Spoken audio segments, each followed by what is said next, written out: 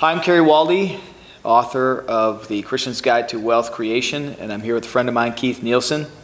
And I've known Keith for a long time. We first met when he was learning to fly airplanes, and I was his flight instructor, and that was a lot of fun that we had there learning to fly.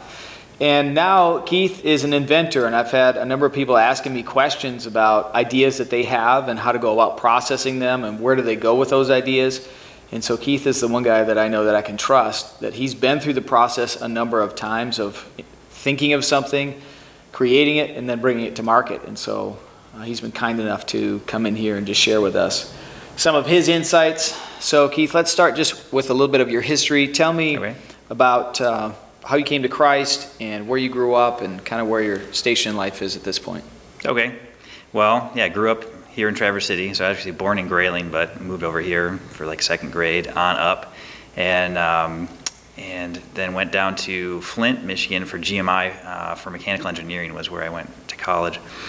And then moved back after that and kind of have been here ever since. Got married to a high school sweetheart. And so we've been together for 16 years now, and we've got 6 kids, and just kind of, every day dealing with work stuff, dealing with family stuff and marriage stuff, and, so doing it all. Awesome. Yeah. How did you first get into designing things and inventing things? Well, really from probably a really early age, I guess. I just always have been curious as to how things work. Always was taking things apart and not necessarily getting them back together, but definitely taking them apart, trying to figure out how they tick, and just kind of have a creative side as well. So always looking at things and thinking, wonder what it would be like if it worked this way, or wonder if it'd be better if I could tweak it that way, or why doesn't anyone have this out here already? Right? I've got a problem. I've got something that's annoying, or some sort of friction in your life, and I've always just then things come to me like, well, it'd be better if it was this way, right? And so really from an early age, and that's actually why I went to college for mechanical engineering, was I wanted to learn how to take those ideas and, all right, how do I make it, right, into something tangible? Mm-hmm. So that was really what drove me to that school. So take me back to the first product that you not just thought about, but actually conceptualized and materialized in that process. What was that like? Okay. Yeah, well, basically I had kept a book of just different ideas I had sketched up over time, so I had quite a list. And then it was after college where I decided I really want to start working on it, like take them and commercialize something. And so I went through that book and tried to pick something that was simple, and so it wasn't high tech, wouldn't take a lot of time, R&D, a lot of money to really get up and running, and also something that I felt like I could build in my own garage. So it wasn't something I needed to buy some expensive manufacturing equipment or make a lot of investments. So what I picked was actually a warning and caution flag for people who haul ladders, lumber, anything sticking out from a vehicle. It needs to be flagged, right?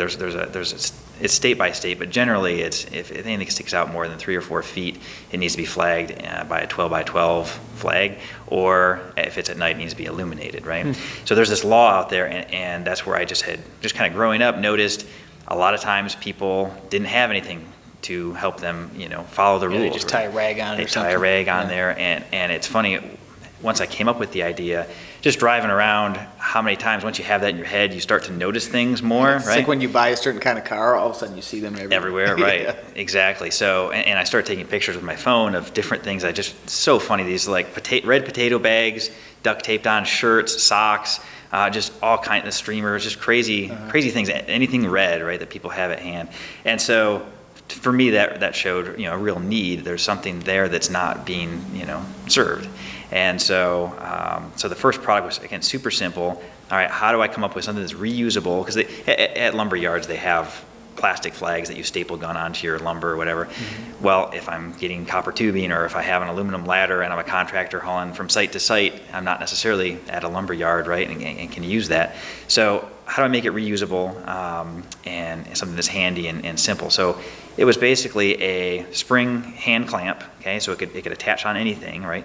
And then a 12 by 12, basically real rugged, durable flag that I was able to source on all the stuff I was able to source on the internet, basically, and then an LED component, battery operated, that I integrated into the handle. So I had kind of the fine-tuned, polished design that I really wanted to end up with, but I was able to look at that and say, well, I could use a bike LED for this right now, right? That's an LED, battery operated. I could use a woodworking clamp, spring hand clamp from that, and okay, then this flag I could find that the semi truck drivers would use. So you took things that exist, you just recombined them into something brand new. Right. Yeah. So it was a little bit better than a prototype because I was able to make it something that was functional enough that people would actually buy it. But that's where I was trying to walk that line between. Ideally, I'd have this polished looking thing that I would need injection molding machines and have to pay for the mold and the 3D CAD design and all that kind of stuff. That's where I wanted to end up. But I tried to find something that I could, again, build in my garage to just get started. And we'll talk a little bit about the process from start to finish. That's just one product that you have. Share a little bit about some others that have come since then. Okay. Yeah, well, basically, the next one that I was interested in taking forward was a drawer organizer. So I had heard there was a company out there that was in the organizational space. They were interested in finding new innovative drawer organizers. And how did you hear of that? I think it was through, there was a group I used to be a member of for several years. It was the United Inventors Association, which it's an association. It's not that big, but they have a decent number of members. Yeah, it's national. And so that helps communicate. They have like a newspaper, like a magazine that they send out, newsletter, and they have a website with some information where they'll have companies that are looking for product ideas, or they'll do product hunts. So it was a way to try to find other companies that were interested in new products. So I'd heard about this company that was looking for new organizers, and I thought to myself that in your kitchen you have this utensil drawer, and I know from my home experience and everyone else's houses I've ever been that it's a real problem area for people. I have many of those drawers. Yeah. So, but the utensils, not the spoons, forks, and knives. Those, they're pretty much all the same uniform size and shape, right? So a rigid organizer is really useful at handling those, but it's really the whisks and the spatulas and the rolling pins and all those things that are, you have all your Pampered Chef tools. None of them are the same size and shape. And so that's where really I saw a need for an infinitely customizable organizer. And so that's where I got to work thinking of, how I could make that happen. And so I came up with this system, which was basically it's an all silicone system. And that's the material I ended up going with. That was a process just amongst itself, trying to figure out what the right material was. But I wanted to have a rubbery, tacky material that, like the window clings that you have, that you go, you get your oil change, they stick it on your window. I thought if you had something like that material that this was made out of, where I could stick it wherever I want. It's not an adhesive that's going to get all gummy or like dust is going to get on it. It's not going to work anymore, right? Or magnets, or I thought originally kind of like Lego blocks, you could do that, but then you're locked down to a specific spot, and so it wasn't totally adjustable. So that's the system I kind of came up with, was this base mat that you would line the drawer with the silicone, and then these dividers that would stick anywhere on the mat you wanted. And so how are they adhering to the mat? It's just the properties of that silicone. It's just the skin friction of the... It basically, it'll stick to itself. It's not sticky when you feel it, but it likes its own molecules, right? So it has kind of a little temporary bond there that it has. So that was the system I kind of came up with, and again, there was a long prototyping process, but that was the product, was a drawer organizer that's infinitely adjustable. And then you got a rolling pin too that is metal. Right, anodized aluminum rolling pin. So, once we came out with the drawer organizer, which in that case, we decided to take it to market ourselves as opposed to trying to license it to companies. So we decided to take that to market. So then we were attending the trade shows related to that industry, and we wanted to, as we talked with people, we found a lot of pushback from companies and people who didn't want to work with someone who had one product.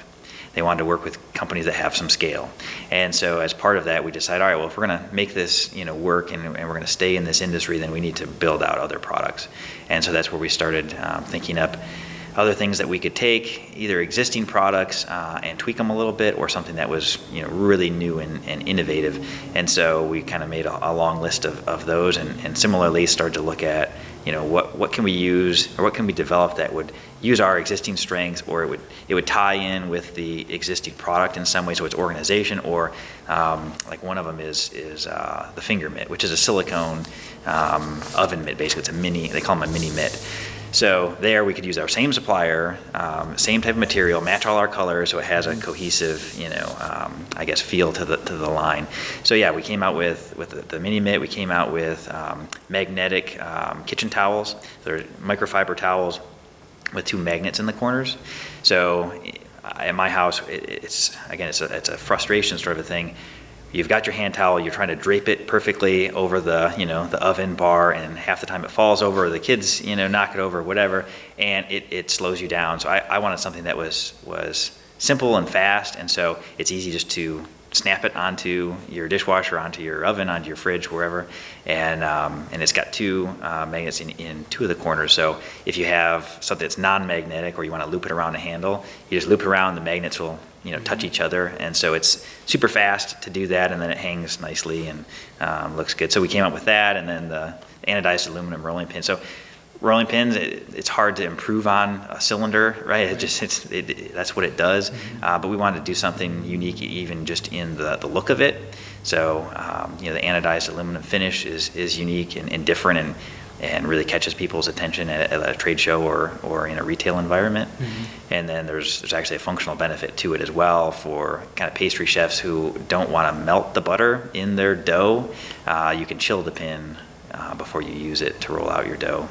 And then it makes it non-stick at that point? Or? Well, it kind of has basically a textured surface. This was part of the R&D, was getting the right textured surface so your flour adheres to it. If it's too smooth, the flour won't stick to it, and then the dough will. So you want to have somewhat of a texture. So that's what really gives it kind of the non-stick is really the texture mixed with flour. Okay, good. That gives us a good overview of the things that you've invented. Now let's back up and work through the process just to help people who are in the book stage. They've got their book and they're thinking, hey, this, or maybe they just had an idea, they're running into a problem, and they're thinking, why doesn't somebody do something about this? How do you move from paper to prototype? Let's start there. Okay. Well, paper to prototype, I guess, yeah, I would probably stop you even there. I would not go from paper to prototype. I would go from paper to research. Okay. And what's that research look like there? So, I mean, the first thing is you come out with, light bulb goes on, lightning strikes, I have an idea, it's great, right? And so you document it in some way, and but it's been amazing to me just how many times I've come up with an idea that I think is totally unique, and no one's ever thought of this, because I've never seen it. I mean, if someone thought of this, it would be in a store, I would have seen it, right? And how many times I've been proven wrong. So my first step is just to Google things. So if you have an idea, you're thinking, wow, this is great, why doesn't someone do this? Well, odds are someone already has. You just haven't seen it. So that's the first step, is just Google search. Try to think of the words that you would use to describe it. Try a couple different searches, see what comes up. Sometimes that search will generate different terms that you can then research, based on that, and you'll a lot of times find it. And it may be that it just never was marketed very well. Maybe it was poorly executed. So maybe you still have a chance to take that idea forward. So start the research to see if someone else has invented that. Right. Come up with something. Because 9 times out of 10, it's already been out there, right? And so that saves you a lot of time, because you can move on to the next thing, right?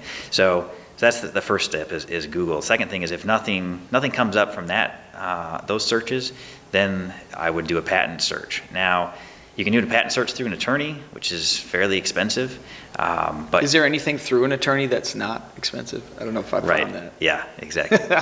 But you can do patent searches pretty well online as well. So you can do it 2 different ways. Google actually has a specific part of Google, it may be patents.google.com, or you can Google it to find it. Right. But they have their own search engine for patents. So it helps you go through and look and see, because again, someone may have come up with the idea, they went through, they patented it, but they never commercialized it. Right. So again, it's still out there. Mm-hmm. So maybe that patent would prevent you from doing it.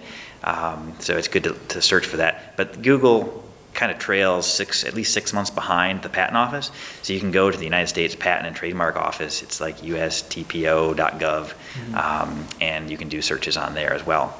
So, which is, again, it's a great spot for people to go just to learn about patents, because as you go through and you learn about searching, then you'll learn what the different types of patents are, and if you don't find it via the patent search, then that's going to be the next place you need to go anyways to kind of learn how you want to try to protect your idea. Gotcha. Mm-hmm.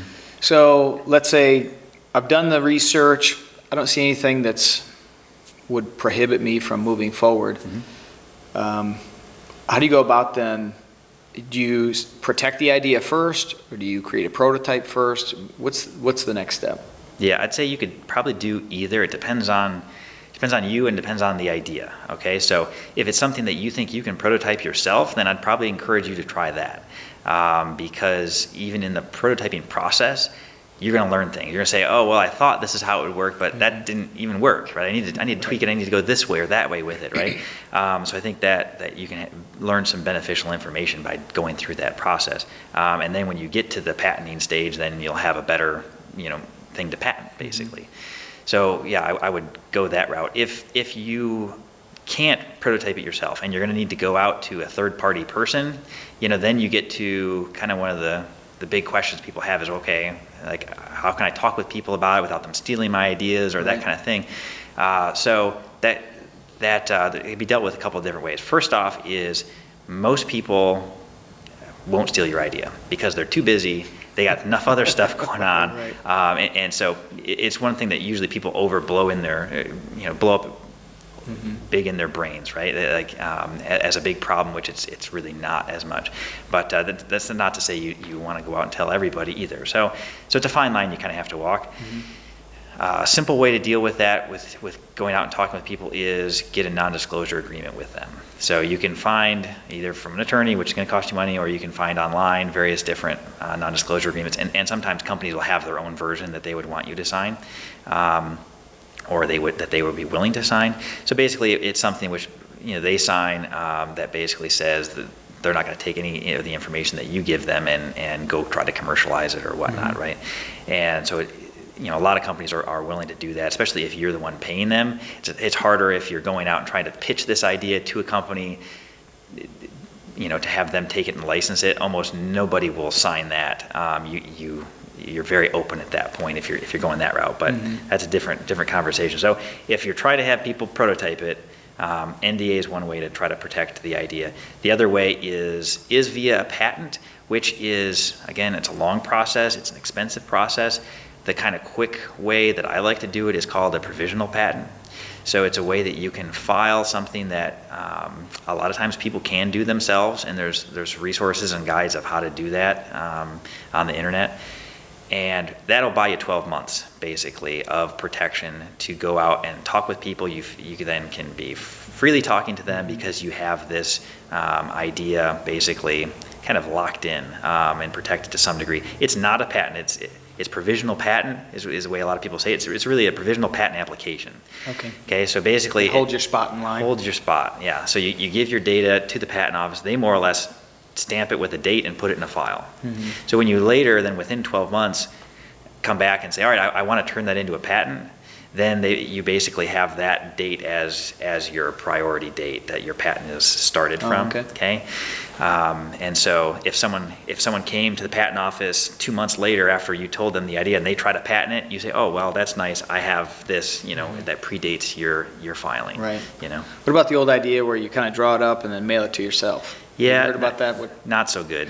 No, no. I mean, they have different things over time where they've tried to come up with systems like that, or the old advice was actually, you sign it and date it, and then have some unrelated third party come, witness it, sort of a thing, which is helpful. I mean, I'm not saying it's not helpful if you had some sort of legal court case or something about it. Who came up with something first? Oh, I've got some evidence at least. Mm-hmm. But really, they've changed the rules in the last 5 years. It used to be first to invent country. So if I could prove I came up with the idea first, then that's important. They've changed it now to be a first to patent, basically. Oh, wow. Yeah, so that was a major change they did, and so some of those. What was the root of that? Why did they want that change? You know, I Gave don't them know. more control at the patent officer? My belief is, which I didn't really read up too much into it. I believe it was because of some of these things of them getting involved, trying to say, okay, well, who really came up with it first? I got to look at this scrap paper. I got to look at this evidence, They right? were tired of doing those disputes. As opposed to just whoever's here and files it on this date, you're the first one, you know. And that's the way a lot of the rest of the world had operated, I think. Okay. So I think that's the reason. So first to patent, and that would include a provisional patent if Yeah. you went forward Right. with that. Excellent. And so a lot of that's on the Gov website. then. Yep. Fantastic. So let's say I've got the provisional patent filed. Now it comes down to the tinkering. Yeah. And in your case, you know, you didn't have a silicone laboratory. Right. How did you learn to work with these different materials? And Yeah, well, in that case, I'll talk in that case specifically and then more globally. So that in that case specifically, what we had to do was just, number one, get material samples from people, because we didn't know what materials, you know, these clingy things were made out of or that kind of thing. And so that was just a big research project, trying to reach out to different, you know, lots of Googling, finding companies that make, you know, polymers, and try to see, all right, which ones might be good for us. We found a consulting company that actually that's what they do, is they help people figure out their materials needs. Wow. So that was beneficial to talk to them. They didn't end up getting us actually what we ended up using. They got us some stuff which kind of worked, but it was quite a trial to find things with the right mechanical properties that we so are needed. you on the phone with people all the time? Or Phone, just- email, internet. I mean, Yeah. because none of them are really here in Traverse City. Right. You know, so. Are these based in New York? Are they manufacturing centers or just? They were all over, and then also at the same time trying to, with the long term in mind, trying to figure out who's going to be really my supplier. It's most likely going to be overseas anyways, Mm-hmm. right? So again, internet a lot, trying to make connections over there to try to figure out who's going to be. Is that kind of a murky world at first, trying to figure out? I'm going to China. I don't really know the lay of the land there. Right. And I could be getting hosed, but I don't Right. know it. Do you find a third-party person to help you bridge that gap, or did you just kind of go in cold? Yeah, some of both, and it is very murky, and there's lots of data out there on the internet that's helpful and distracting. So it's just, you know, there's just lots of it, right? To try to weed through it, right, is hard. I'm trying to think of the one site, if it's MFG.com or whatever. It's basically, or Alibaba. There's a couple that have sprung up that are trying to be the go-to place to try to source overseas, and so sometimes those are helpful, but also sometimes it's just overload, where, like, I think it was the MFG one that I had posted, hey, here's what I'm looking for, and then, all right, cool, you got 30 different people sending you emails, and then they're following up the next day, did you get my thing? And they just so hungry for business, right? And but it was interesting because they were so hungry for business, then I was able to say, well, here's my thing, send me samples, right, of the material that you would be thinking you would use for this. Oh, nice. So you kind of did both. Yeah, so it Materials did both research at the and same time, right? Prospective manufacturing research. But it's so frustrating because the time delay between here and there to try to have someone on the phone, right, and then the language barrier, it was really hard. And even when you think you've explained things very clearly, and then you're waiting, and finally the FedEx thing comes with material, and you open it, and it's all, I want soft silicone that's sticky, and I have like rock hard, like, what is this that you're sending me, right? So it was comical at times, but also frustrating, where it's like so hard to figure that out. But eventually we did find, a place that was doing silicone, and also part of the process to get to the prototype was material, which then, okay, we got that narrowed down. We thought we had figured it out, but also was then, all right, how am I going to make this into a prototype, right? So this is a more global answer, is rapid prototyping is getting huge right now. 3D printing, right, is really blossoming, which makes that process so much easier compared to what it used to be back in the day. It's a little harder to try to do that with some materials like silicone. That one's a little harder, but you could get soft, flexible materials, rapid prototyped, that then gives you an idea of here's what it's going to look like, here's what it's going to handle. It doesn't have necessarily the same stickiness to it, so I have to kind of just think of how that's going to feel. But we did a lot of 3D printing of things, and we still do today, even for like our mini mitt, our silicone mini mitt, which was going to be a silicone product, but to try to get the fit on the fingers right, you do it in 3D CAD, and you're like, well, it looks like it's got 5 finger, right? Is that going to fit? There's 5 holes there, yeah. Right, and but it's nice where you can just print it, and after a few hours, you've got a model. You can stick your hands in and say, oh, the thumb hole needs to be bigger, right? So even there, it's rigid. It's not flexible, but it gives me I can work with that and then edit it and go back and forth, and it's so much cheaper and faster than all right, go cut a mold in steel, right, and have someone injection mold that and then send it to me, and so Nice. yeah. So you have something now, you have a prototype, you think this is going to work. You've got a couple questions still to answer. One, are people going to buy this? Yeah. And two, if they are, who's going to make it? Mhm. Now, you're not going to make it necessarily in your garage. So Yeah. how do you answer those questions?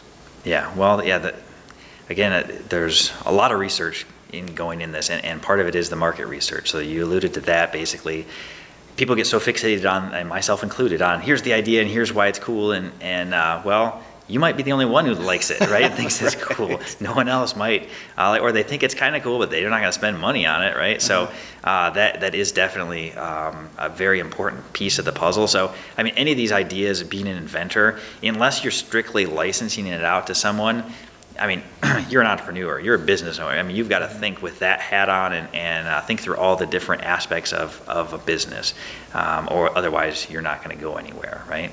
And even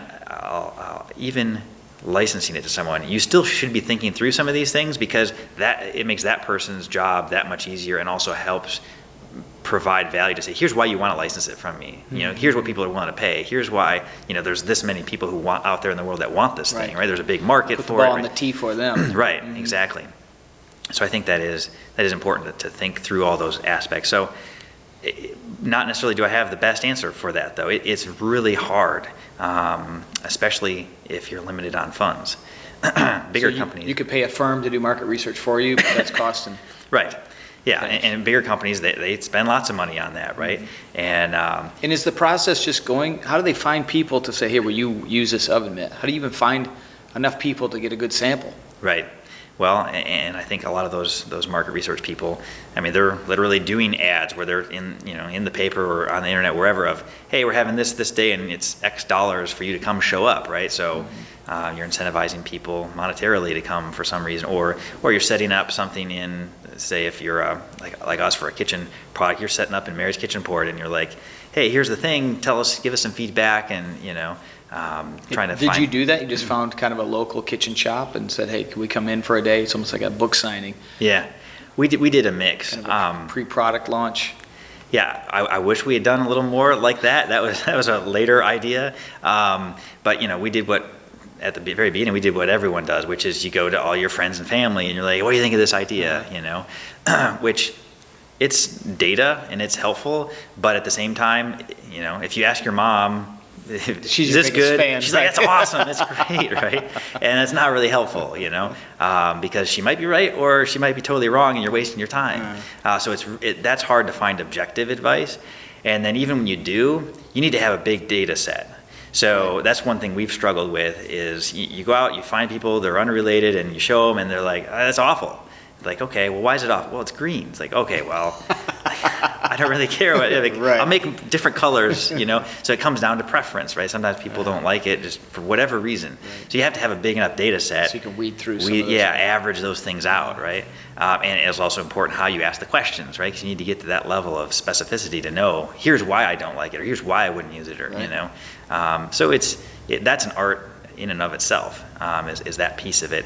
But as far as setting a price, well, I guess I'll go back one step. So if your product is something that there's competition for it out there, there's people out there with similar things, it makes it a lot easier because you go to the store and you see Yeah. there's a bunch of people buy these all the time. Here's See the the price. range Yeah, of you can see rolling the pins. range, right? Mhm. Yeah, and so rolling pins is a great example. It's easy to see. Here's the low end. Here's the high end. You know, people aren't going to pay more than this. This is kind of the sweet spot. And then how do I want to position my brand, right? Do I want to be a high end?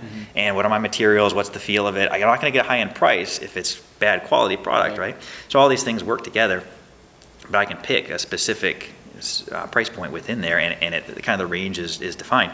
Things like our drawer organizer, though, being really innovative is good at times, and also then it's a detriment because there's nothing out there like it. Right. So how do you price it? And like, well, there's this organizer. Like, well, okay, but ours is different. Theirs is really cheap, hard plastic. Ours is silicone, food grade safe. Like, you know, so what kind of premium do you get for that? I don't know. Right. And so, again, it's a little bit of an art form trying to figure that out. And then, Is there a rule of thumb, though, in terms of, for instance, 1/3 cost, maybe 1/3 business cost, like the marketing aspect, and then 1/3 profit? Is there a rule of thirds there, or is there any kind of rule to start with? yeah, I mean, the ideal thing you want to end up with is whatever your manufactured cost is, you want to double that basically for your wholesale price that you're selling it to, and then you want to provide the retailer another, you want to double it again basically to a retail price. Okay. Okay, so that's ideally where you can get to. But again, there's challenges there, like with our silicone, which had the material properties we wanted, really expensive material. So, okay, here's where we're starting, and then you double that, and then you double it again. Does it That's a put you really out of the expensive, range? right? Yeah. Yeah. So you may have a good idea, it's not patented, nothing's out there, and I can go and get a patent, and now I'm taking it down the road, and I can't get it made for the price that it's going to sell for, Right. you know? So, yeah, that's where, again, the more research you do, the more time you save in the end, because you're not going down rabbit trails. Excellent. So testing the market, there's a number of avenues. There's the do-it-yourself kind of shoe leather model, and then there's the high-end, pay tens of thousands of dollars to get good data, but it's costing you. You get what you pay for. Right. Well, and then you have the real litmus test, which is, you know, you call up whoever if you're selling through retail stores, you're calling them up and can I sell it to this person who's then going to sell it to the customer, right? Because they've seen tons of products. They've seen price point. I mean, that's the business they're in. So they a lot of times can look at it and be like, you're never going to get that, right, for it. Or, you know, that's a great product. You know, no one's going to care about that. Or why should I care about it, right? So you get good questions then back to you, and you need to learn, here's why, you know. But again, How do you get an audience with them? well, Those are the gatekeepers, aren't they? The big box stores. They are. They're kind of funnels that go through certain people that are looking at products all day long. Are they Yeah. shadowy figures, or how do you even find that person? yeah, and it's tough. At the same time, it's kind of like, you know, like newspapers or magazines like that. They need content. So at the same time, it's tough to get their attention because everyone wants to have their stuff in a magazine. At the same time, they need content, right? So it is something they're looking for, but you need to approach it the right way and through the right channels and that kind of a thing. Because cold calling them and wasting their time, you know, and not being prepared and that kind of stuff, then you've blown it, right? So it has to be approached, you know, correctly. And what is the correct way to do that? Well, the number one is to be well informed, right? So educate yourself first. So no matter what happens, you've got the right, you know what you're talking about. You're not wasting their time. Educate yourself about the space that you plan to occupy within their store. Yeah, the space. Their store, number one. What kind of stuff they're selling? You know, don't go in trying to pitch something that they're like, this isn't what we do. Right? We're this high end thing, and it's like trying to take a Ferrari to Walmart, right? They're gonna be like, this just doesn't even fit, right? So most of that stuff should be common sense, right? But just to make sure you take your time, understand what they're looking for, what does their brand represent to the customers, right? Is it all about price? Is it all about quality? Is it about, Sharper Image, right? That catalog, Right. you know kind of what it's about. It's the gadgety kind of stuff that's very unique. You're not going to find it in Walmart necessarily, right? Right. You find it's things that are there first. Right. Right. There first for people who spend a couple grand on a pet. Yeah, right. And so basically, understand what they're looking. So if you have a product that really fits that, then that makes sense to try to show it to them. But again, just don't be wasting their time. You're wasting your time as well. So that's an important part of it. And then also, I guess for me the best way to get in front of people is really the trade show mechanism. I mean, you can try cold calling them. It's just really tough. People in their normal business, they're just really busy, and so it's hard.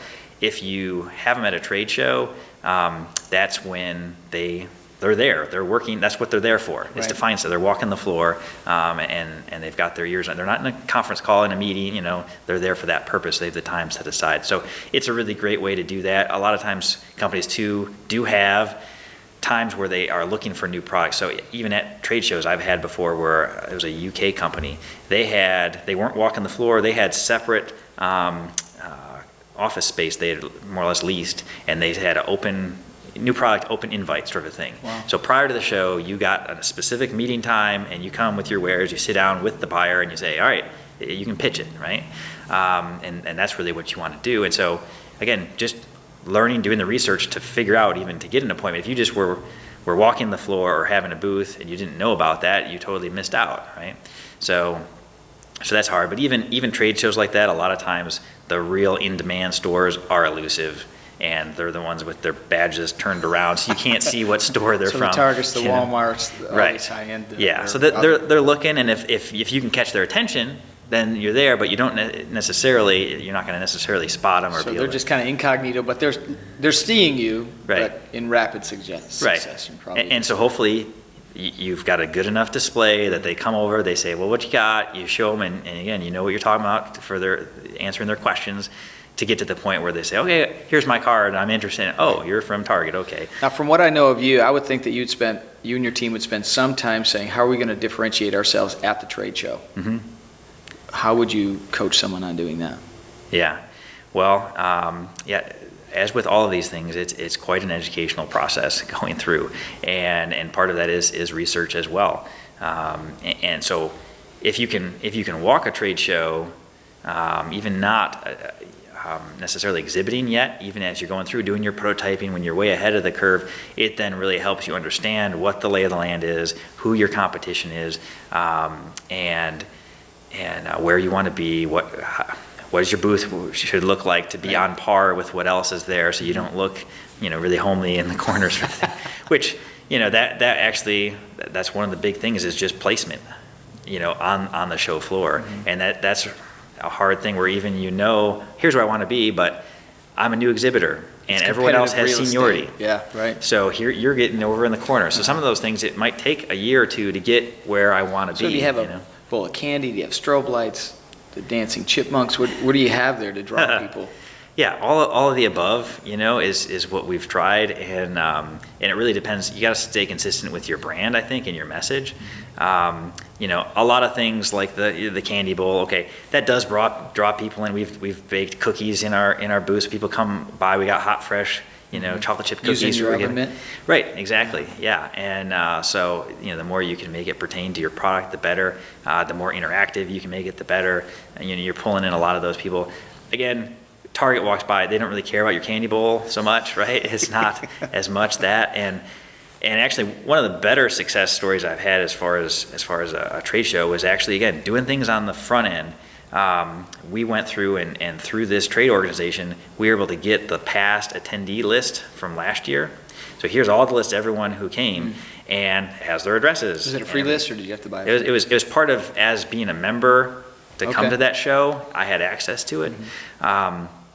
And so, okay, great, I'm going to send everyone a postcard on that list, right? And so there's an investment up front, but at the same time, But you put it in their mind ahead of time before they get there. right. So we specifically had, I'm trying to think, I think it was the Bed Bath Beyond buyer who, like, first or second day of the trade show, came and said, got your card, I'm interested, go.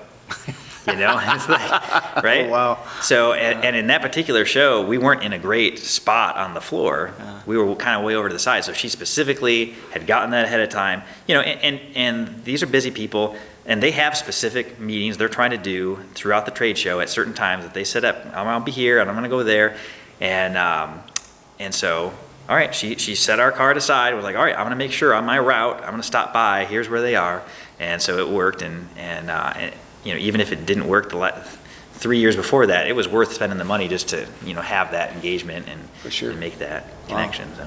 So trade shows are key. Find what industry niche you're going to be a part of, Mm-hmm. join those associations, and see where you're going to fit in the process. And that gives you the eyeballs better than cold calling a big box store for your product. That's Yeah. what you'd say. Even if you're wanting to license your idea, then I would say you still want to be at the show. You don't necessarily exhibit at the show, but you do want to go to the show. Again, it gives you lots of good information into the industry, but that's where, if you're trying to license it to those people, that's where you can try to set up a meeting. Again, ahead of time, you should be doing a lot of legwork to have the meeting, but that's where a lot of times the meeting is going to happen. Good stuff. Talk to me about the difference between manufacturing and licensing, and how do you decide what you're going to do with your product? I guess what I would say is that's a real personal decision. It's up to everybody individually.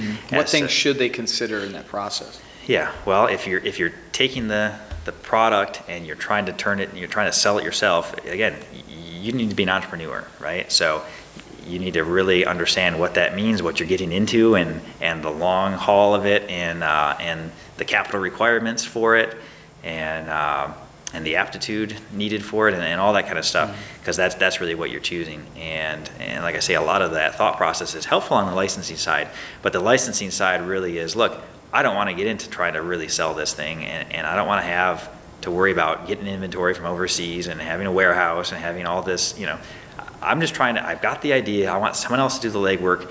In exchange for that, I'll take a much smaller cut of the profits, but I don't have any of the administrative hassle of it, right?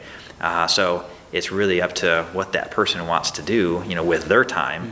And so if they license it, again, a much smaller amount of the profits, you still have to do sales to get it licensed in the beginning, right? So you're not going to totally get out of the sales process. You're just pitching it to businesses as opposed to pitching it to businesses to pitch it to the end consumer. Did you license any of your products? Yeah, actually the Caution Clip, the original lumber and ladder flag, we did license. And so that was one in which we again, I came up with kind of this, minimum viable product, as they would say, kind of in the tech industry, right? This MVP of here's what it would look like, and I made it in my garage, and we were trying to go out and sell it, and so we were going to trade shows, and we were going to the big shows in Las Vegas, and had our little booth, and there they had a thing for, I think it was an inventor's area they had specifically set up, so it was a reduced fee for the expo, and you weren't trying to compete image-wise with some of the bigger companies, right? You were kind of all on the same plane. So it was nice from that perspective, but we didn't get any of the big players coming through, and even the people that did come through, it was just really hard because we were trying to not spend a lot of money on things, I think, to be taken seriously. So that's where it really wasn't going anywhere for us, right? We weren't getting any track. We were having a little bit of sales, and we were saying, all right, we got a cool catalog that picked it up. They sold a decent amount, so we're in the garage making all these things by hand. And okay, well, now that's over, and we got this sale over here. So little things here and there, which was good. To really take it to the next level, though, we really needed to have a real professional looking, that real polished thing where you'd invest in the injection molds and the real 3D design.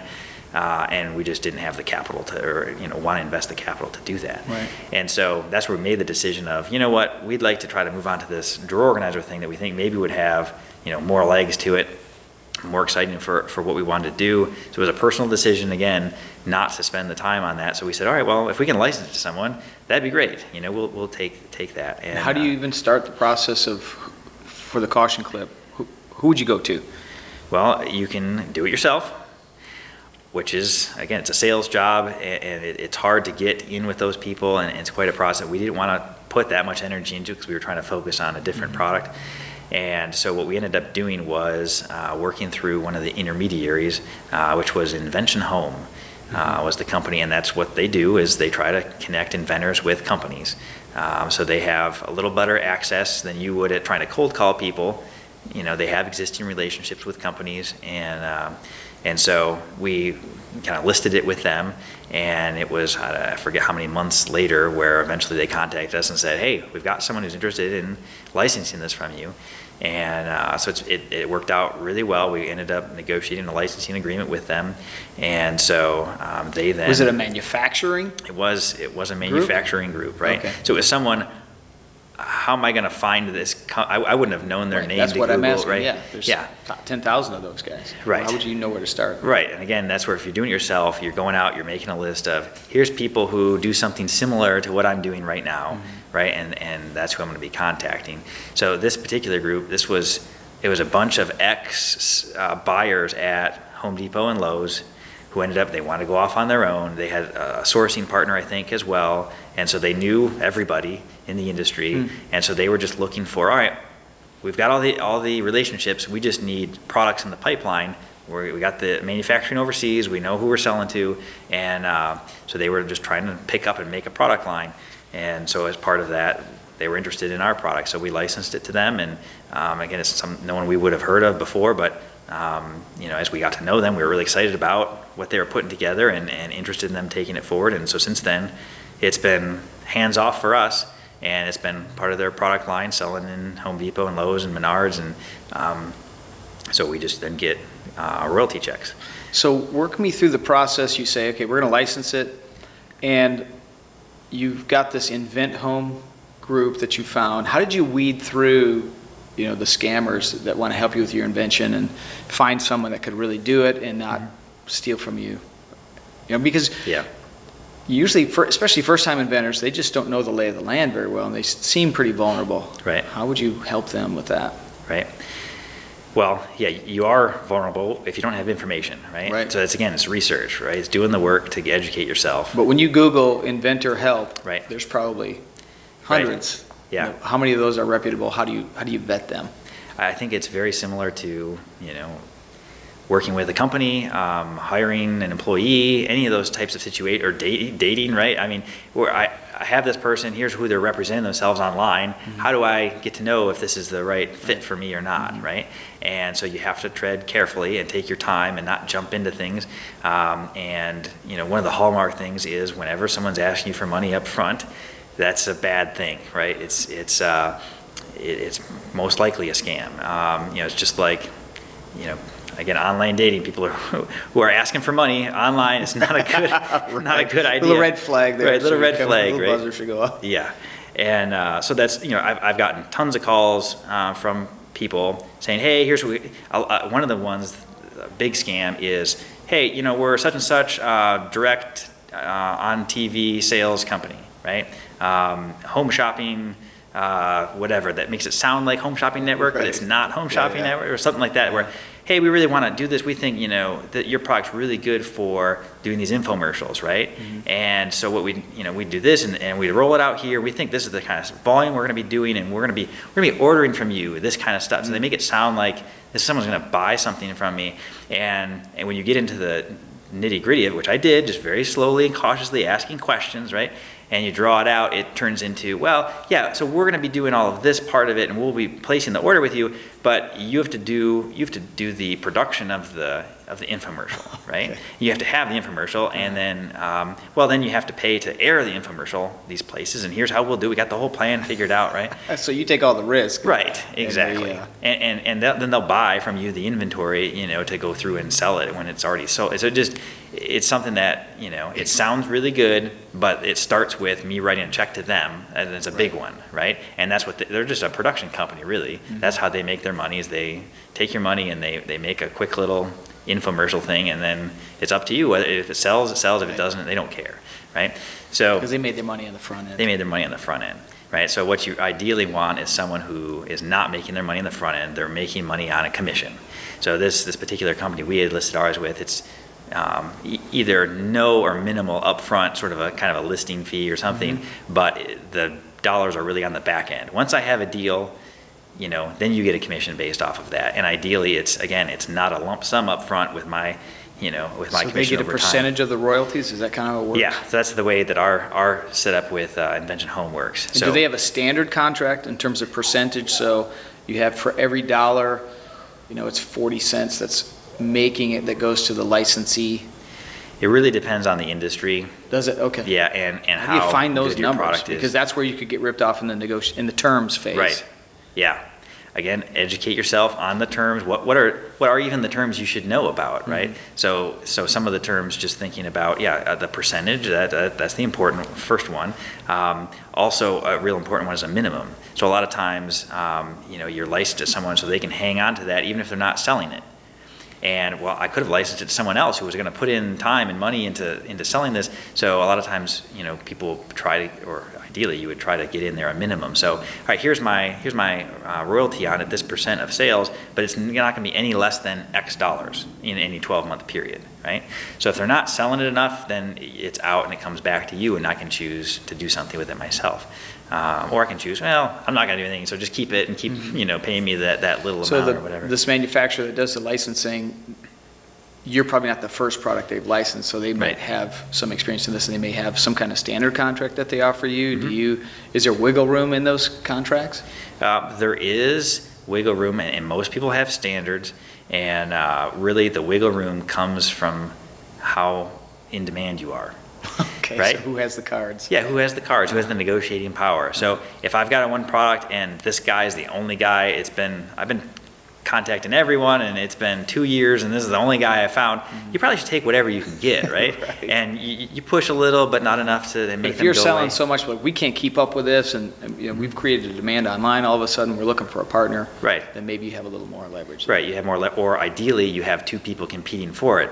And so, hey, this guy's giving me 6% royalty, that guy's giving me 8. Well, okay, I don't worry going back to this guy saying, hey, what about 9, right? Because I know I got 8 in my back pocket, right? And if he gets to, 8.5, well, okay, that's better, right? So you can play people off each other if you have options. If you haven't put the effort in to have more than one option, then you're just going to take whatever you get. Is the percentage off the retail price or wholesale price? What's the benchmark percentage? Yeah, and there's standards there. And again, with the advent of the internet, it's amazing what information like this you can find if you spend the time to educate yourself. So there's a lot of stuff out there as far as some of the typical things. But yeah, basically it's off the wholesale price, because that's all the money the manufacturer's getting is the wholesale price. Okay. But then there's certain standard things they'll subtract off there, such as like freight, or they'll take off returns, right? So here's the total invoice amount that went to Target or whoever it was, but as part of that, freight was part of it. Or, hey, a month later, now they returned half of it, right? So we need to, not pay you a commission off it, or pay you It's one of the hidden royalty. costs. You got to pay the truck drivers. Yeah, right. Yeah. So, Okay, another question that people would have is the patent process. You've got the provisional done. How do you go and, score with that and finish the job of getting a real patent on it? yeah. Well, there's a couple different types. Two of the big ones really are utility patents and design patents. So design patents are ones that basically have nothing to do with the functionality. It's more based on what does it look like, okay? And the utility patent is all about how it functions, how it performs, how is it providing utility to the user, right, in a different way, in a unique way. And so those are the kind of the two big types that you see. Out of those, the utility patent is usually more valuable because it's easier to design around design patent, because it's just, well, here's the ornate way it looks. Like, okay, well, I can make something else that's ornate but works the same way, right? Ideally, you'd have a utility patent that covers, you can't make something that does this function regardless of what it looks like, right? So that's kind of the hierarchy, and then the utility patent from that side, well, I guess, how do you go about doing it? Some people do it themselves. Some people use attorneys. And is it an online form that you fill out, or you submit a prototype? Yeah. Let's say I'm doing it myself. How do I go about doing that? Yeah. Well, again, if you go to the patent office's website, they have things that say step 1, step 2, and, and they'll take you through the process. It's something, though, it depends on your skill set. If you're an attorney and have a background that you think you could do this yourself, then yeah, do it yourself. If you're someone who has no clue about patents or legalese or anything, I would suggest you probably want to use an attorney to do it, right? Who has experience in patent law. Right, yeah, ideally a patent attorney. And so, because if you go through and you write a patent and you don't do a good job at it, it's worthless, right? So it's an investment up front, but it's not going to be worth anything if you screw it up. So it's important to have the right help with it. But basically, it's taking if you have a provisional patent, it's taking that information and that data as priority. It's resubmitting it as a formal application, either for a design patent or a utility patent, and it's basically saying, here's the idea of the invention. Here's some pictures and diagrams as far as explaining it visually, but also then it has to they have specific claims, and that's where the real meat and potatoes of the patent. That's the stuff that's, if you don't have a background in it, it's really hard to know how you should word that. So the claims of what your product is going to do. Right, yeah, what is it that's different? And you submit that, and you have to pay a filing fee with that in addition to paying the attorney, right? You have to pay the government, their share. And then they go through, and it's a long process. It can take years to go through, and even you end up maybe not having it. You get a denial, right? And then the denial says why they denied it. And then, okay, well, I don't think they're right. And me and my attorney phrase it, tweak it, and say, all right, we're gonna file an appeal to this denial and try to go through and see what they think of that twist. And so it can take years and years before you finally end up knowing, did you get a patent, did you not get a patent, and what was the scope of your patent? Maybe you tried to file it very broadly and you ended up getting something very small and narrow at the end. But the big thing really comes down to the patent examiner is looking through, he's kind of doing what I said at the beginning. He's doing a Google search of what's out there that's prior art, existing stuff in the world. Even if it's never been patented, if it's out there in the public domain, you can't patent it, okay? And then he's also looking at I didn't find it that way. It's not out there, but then has it been patented before? And then, or is it patented and it's similar? Similar enough that I think your change is obvious. So it has to be a non-obvious change to what the prior art is, including patents. And so that's one of the biggest hurdles right now, because there's being a newer inventor in this day and age. If you were back in Thomas Edison's day, there's a lot of things that weren't patented yet, right? But nowadays it's like, man, you search and you find, oh, this guy patented it this way, this guy patented it with that tweak, and I've never seen this product on the shelf, but there's like 5 people out there who've had the same idea over time, and in little different ways. And so how is mine really different than theirs? And it might be different, but still the patent. You gotta convince somebody else. You gotta convince someone else. They're like, yeah, you tweaked it, it's different, but anyone could have figured that. It's obvious, right? And so it's hard. Tell me a range of a patent attorney.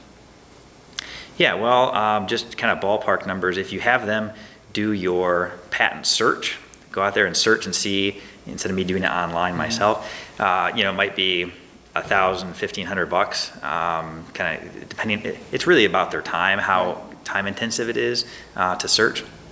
So, I mean, this is just a ballpark. It comes down to their billable hours that they do. For a design patent, because those are easier, and they're not really writing claims as much as just having graphics of here's what it looks like. That's cheaper too, because it's less of their time. It's a lot simpler application for them to file, and then also to argue if there's anything with the examiner. And so that one might be, I don't know, $1,500 to $3,000, and then the utility patent could be from $3,000 to $15,000. It really depends on how involved it is, yeah. All right, let's wrap this up with a couple more questions. Tell me about your experience on the QVC stage and how all that worked. Okay. Yeah, so QVC, that was quite an experience. It's, as with all the stuff I've mentioned, it's a huge learning curve. And so it was something that is really cool. Put in your diary, in your notebook, in your journal of, here's something I did on my life. I was on TV on QVC. But also from a financial perspective, it was like, yeah, that wasn't so great, So you didn't get a windfall of millions of orders during that time. And what product did you have? This was the drawer decor, the drawer organizer. And so it was something that, when you first start getting into this and you hear that name, and it's a name brand thing, and they're interested in me, and that's pretty cool, and it's very exciting, and obviously if it goes really well, then financially it could be a good windfall, right? It could be a very lucrative relationship, but at the same time, it's very unknown how it's going to perform on there, and in that situation, they're the ones taking on the cost of the production of the airtime and the production of the episode, right, of your spot, basically. So from that standpoint, it's a little more balanced than those other scams, right? They're sharing the risk. They're sharing the risks, but if you're new and you don't have any bargaining power, what they put on your side of the risk is basically the inventory. So they give you this nice purchase order that has big numbers on it, and it's really exciting. Wow, that's a lot of money. But you also have to read the fine print, and which we did up front. We knew basically whatever they don't sell, they're going to send it back to you, and they're going to ask for a credit, right? So do they pay you up front for that purchase order? Yeah, they did. They paid up front for it, right? And but yeah, then I mean, terms of 45 days or whatever, on that purchase order. But it may have been even longer, 60 days. I don't remember that particular purchase order. But again, they have negotiating power in that situation, so they change the terms depending on what they want. So we went into it knowing, look, we're taking the risk on the inventory. We were confident if we get the inventory back, we have other sales that, relationships that we can liquidate this inventory through, right? We're going to sell it one way or the other. So we said, okay, well, we're willing to do it and try it. And so we went out there, had to go a couple different times. If you've never been on before and you're going to be on, you have to go to like a class for on-air stuff, which was interesting. It's a cost to go out there, and hotels and travel So and you stuff. pay that up front to get schooled on how to be on TV, basically. Right, exactly. Not be a dud, just Right, freeze in front. exactly. It was a fun experience, and really cool. They give you the behind-the-scenes tour of their business, really, in their studios, which is just really interesting and fascinating, and they've got it down to a science, and they track, here's, sales per minute that we're doing, and they're watching it, and they're talking in the guy's earpiece of, when you did this feature, sales per minute spiked, so do that again, right? When you said this word, boom. Right. Wow. Yeah. And so it's really interesting, just the mechanics from a business perspective behind the scenes, and then they have you practice. They have their stage that they aren't using at that particular time. They've got a bunch of different stages where they have you go up in front of the class and the instructor, and they go through and they'll record you, and then they play it back, and you look stupid, like you said, dumb stuff or whatever. And but it's fun. It was a great experience, and then have to come back for the actual airing. And so we did that, and that was fun too, and nerve-wracking, but it was cool. Get on TV, and I was able to say hi to my kids and stuff, and so they were at home watching, and I mean, it's just a cool memory from that perspective, right? And a great experience. And they sold some. They didn't sell as many as we would have liked to have them sell, so we got a decent chunk that came back to us. And the afterwards, again, you're learning every day. Right. Okay, the time that they were putting us on was not the best time slot, supposedly, compared to other people who are more experienced at selling on QVC or HSN.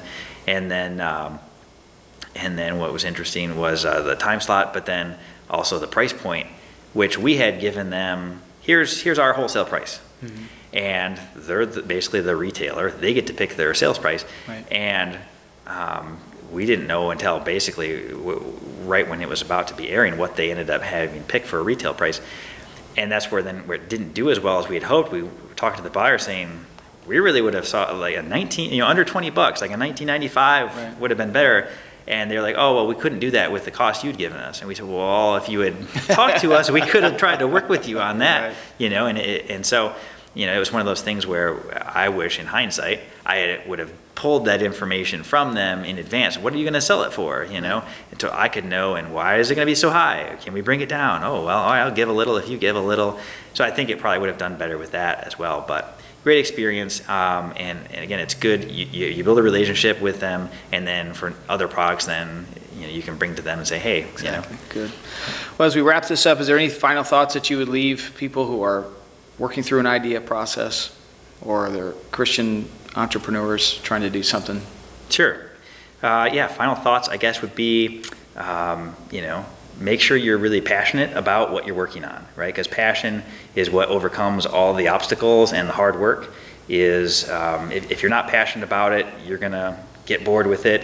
There's an obstacle that's going to come up, you're going to just, find the path of least resistance and do something else. So if you're going to commit to something, especially if you're going to commit money and time, in decent quantity, make sure it's something you're really serious about, and do it. I mean, there's risks there, and there's work, but it's really, there's a lot of rewards with it if you're that personality of person. So if you know yourself well, and it's something that you're interested in, and really, you don't want to be, on your deathbed and be like, I never did something I wanted to do. So, there's a big benefit to just having tried it and taking the leap. But make sure that it's something, like I say, you're passionate about, you're willing to put in the work.